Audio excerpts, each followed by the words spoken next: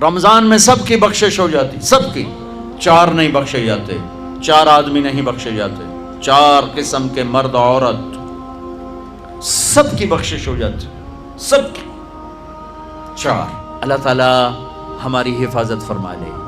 کسی بھائی میں یہ عیب ہے، ابھی سن کے توبہ کر لینا، شراب پینے والا، مستقل شراب پینے والا، رمضان میں بخشش نہیں، ماں باپ کا نافرمان، ماں باپ کا نافرمان، بخشش نہیں۔ ماں باپ کے نافرمان کے لیے تو میرے نبی نے کہا کہ اللہ ہر گناہ کی سزا موت کے بعد دے گا، ماں باپ کے نافرمان کو یہیں سے شروع کرے گا اور آگے تک لے کے جائے گا، یہاں بھی سزا دے گا اور آگے بھی سزا دے گا۔ تیسرا کون ہے؟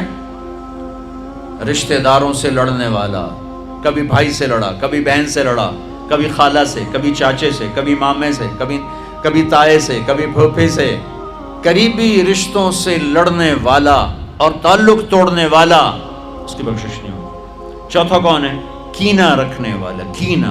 تو یہ چار برائیاں معاف نہیں ہیں۔